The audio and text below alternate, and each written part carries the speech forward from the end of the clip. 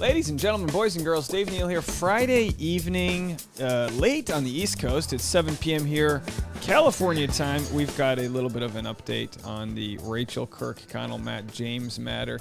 You know, this is one of those videos. Let's just make it quick because I don't care too much. It's messy. It's on again. It's off again. Nobody knows. Reality Steve just posted. Rachael has been with Matt all week in California. This is from earlier today at lunch at Bear Flag Fish Co. in Newport Beach, and this is about as clear as day. A lovely and young Rachael Kirkconnell with a bearded Matt James. There they are. That's the story, folks.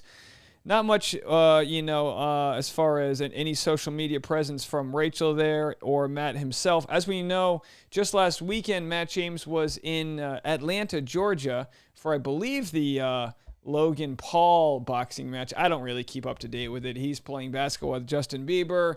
Who knows what's going on? And then word was that there was no contact between him and Rachael. If his love for her was real, as we saw at the end of the season, even though they didn't get engaged, you'd think that there'd be a little bit of fighting going on to make their relationship work. As we know, Reality Steve has been making the news this week by a lot of information coming out about how he gets his sources, how he's called Demi Burnett and told her about his graphic sex dream that he had. And he also made that video, the Instagram Live, a few weeks ago, where he had Grace Amerling on, the lovely equestrian from Florida. Or is she from Kentucky but lives in Florida? Either way, Matt had tried to contact her while he was in Florida, and then only days later was buying a flight for Rachael Kirkconnell to come up to New York City. So the question is, did they work things out? Did they find out that, they're just trying to keep their relationship on the DL? What is the scenario? I've been hit up by some people with some interesting conspiracies here. And this is from a random person who slid into my DMs and said, I've been trying to tell everybody that this is going on and nobody's listening. And to be honest, I've just been so exhausted with the story that I didn't really care to report it till we had any hard photo evidence.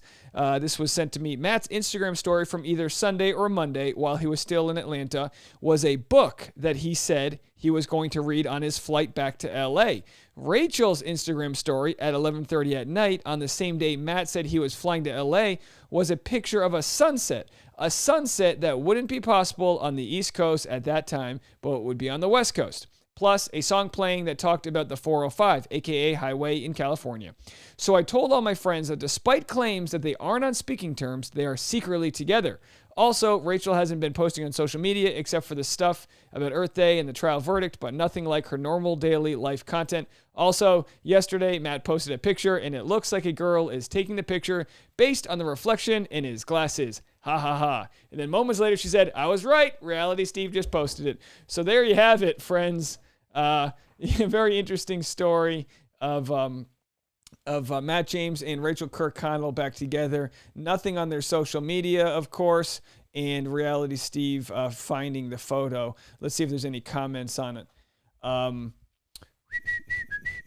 Matt is just really embarrassed at this point. He never really cared about her doing the work. I used to feel sorry for her, but not anymore. She got proof of what he did while she was in New York with him and still chooses to entertain this clown. Where is her self-worth? This ain't it. No body language expert here, but Rachael seems to be keeping some distance.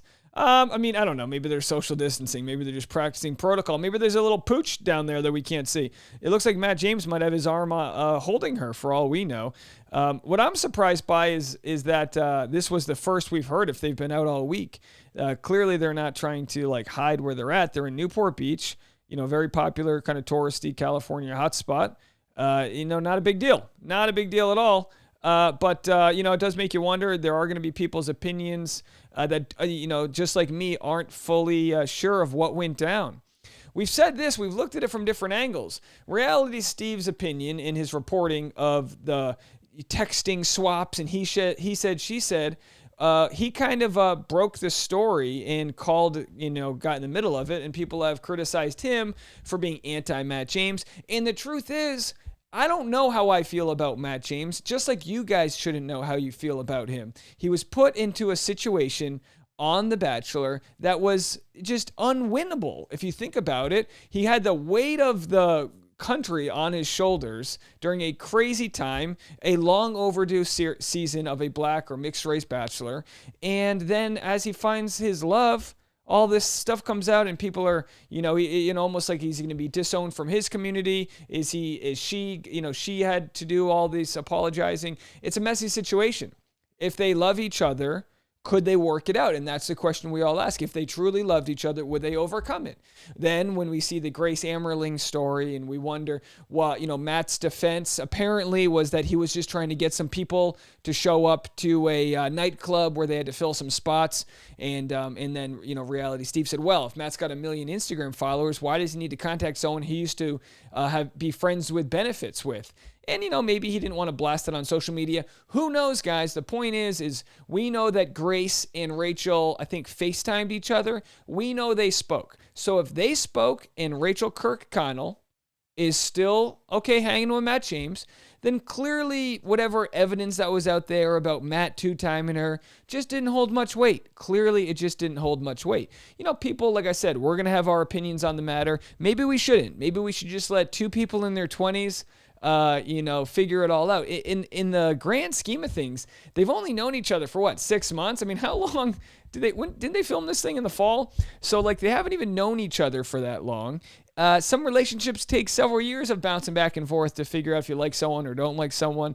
And they're going to have to go through the whole deprogramming of how they met on the show and all the crazy hype and cameras and this and that and fantasy suites. And it's how are they going to be as just a couple? And did Matt care about her doing the work? I mean, that's something that is probably not right for us to answer these questions. I'm reading these from people's Twitter. It's people saying, oh, Matt didn't care about Rachel doing the work. He was just trying to play both sides of the coin.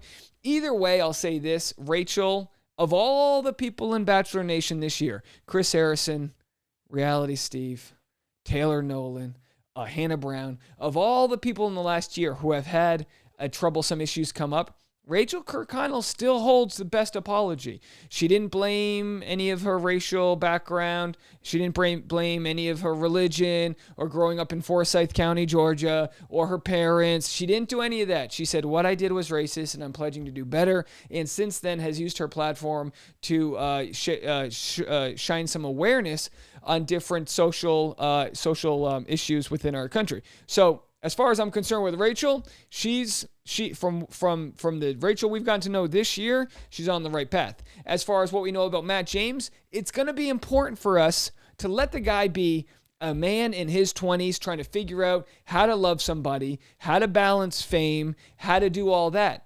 That's just not for us. I know that's not good to say. I know everyone's going to be hot to jump on their opinion.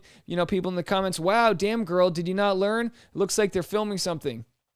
He left the show several seasons ago. I thought it was him at first sight too. So they're saying Elon. They're saying that might be Life of Elon, who was a guy who was one of the producers on the show, and people are wondering if they're filming something.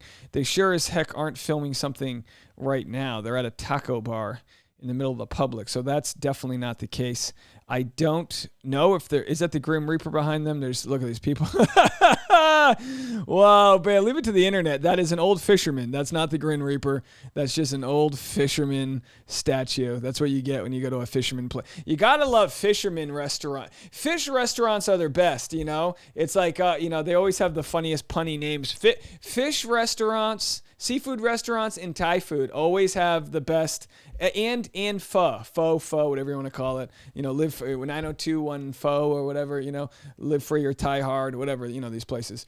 What else? Any other good comments here we can say before we get out of here? He's a man that doesn't know who he is, and as a result, suffers from always pleasing others. It was obvious during the show that he needs to work on himself and be emotionally available. He never once opened up to any of the women unless they did it first. Not cool. We don't know this, Karen. It was a Karen. We don't know this. We knew it was all to save face. Matt didn't care about what she did, and that's his choice. It's not to say he didn't care. She's learning. He's learning because he's in a place where people value his opinion and his platform. So if we can look at this and understand anything about this scenario, it's that we don't have all the info, and if they're happy at a seafood place getting a taco, we got to be happy for them. We're going to let them live their life. Obviously, I'm reporting it, but it's a good conversation starter. All right, so the truth is, we don't know anything about their relationship, what got them to where they are today, but they're in their 20s, they're figuring it out, and we just got to let them do that. He's not a horrible person, she's not a horrible person, they're both flawed, just like the rest of us. So, a whole big ado about nothing. Leave a voicemail and let me know what you think. We'll be doing our voicemails this weekend, 401-213-9828, 401-213-9828. Call in, leave it less than a minute long, let me know what you guys think, and you know what I mean? Boy, let's not live in glass houses. We're all throwing rocks just thinking we're perfect, right, folks? It's complicated. They're in a situation none of us have ever been in, so let's just give them some space and see how they come out of this. Leave a comment. We'll see you guys later. Have a good Friday night.